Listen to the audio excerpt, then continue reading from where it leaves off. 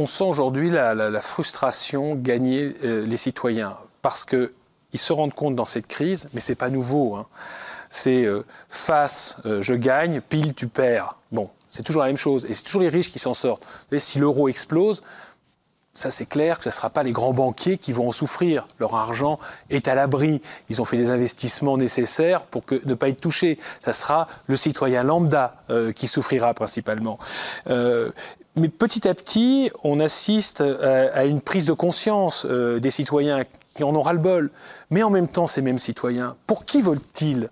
Ils votent toujours pour des gens qui sont les mêmes. Je veux dire, en Italie, Berlusconi n'est pas arrivé par hasard. En France, Nicolas Sarkozy n'est pas arrivé par hasard. En Allemagne, ce sont les conservateurs, et ainsi de suite. Aujourd'hui, rendez-vous compte, sur 27 pays de l'Union européenne, il y en a 23 qui sont gouvernés par la droite.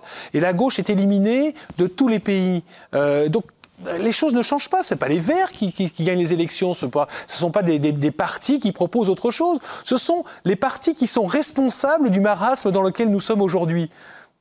Je suis désolé, les citoyens sont aussi responsables. C'est à eux, enfin pour moi, de mon point de vue, à eux de prendre leurs responsabilités et de renvoyer dans leur foyer les gens qui ont laissé les banques, qui ont laissé les marchés faire ce qu'ils voulaient et aujourd'hui précipiter des crises que nous allons payer très chèrement.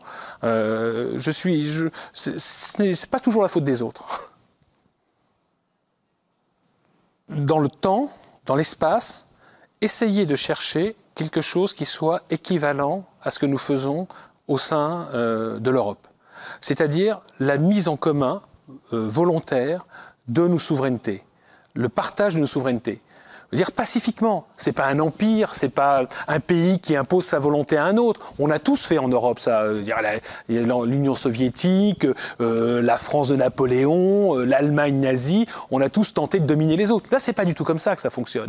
Cette fois-ci, c'est volontairement, on tente d'oublier les offenses du passé, les malheurs que nous sommes causés les uns aux autres. La France a fait la guerre à quasiment tous les pays d'Europe pour travailler ensemble et bâtir quelque chose de plus grand. Je suis désolé, c'est enthousiasmant. Quand je vois les gens qui passent leur temps à geindre, à gémir, je dis, mais attendez, vous avez une aventure sans précédent. Les guerres, ça fait 3000 ans qu'on en fait entre nous, 10 000 ans, enfin depuis que l'homme est homme, on fait des guerres. Les crises politiques intérieures, etc., l'État-nation, ça fait 2 siècles qu'on fait ça. Et pourquoi ? Alors que là, on est en train d'essayer de créer quelque chose d'entièrement nouveau, quelque chose de post-national, un univers post-westphalien, c'est-à-dire post-État-nation. C'est enthousiasmant. Alors il y a des crises, oui, c'est difficile, oui, mais c'est pareil que la vie politique intérieure. Est-ce qu'en Allemagne ou en France, il n'y a pas de crise de politique intérieure quasiment tous les 3 jours ? Et on ne dit pas, mon Dieu, ça remet en cause l'existence de l'Allemagne, l'existence de la France, et ainsi de suite.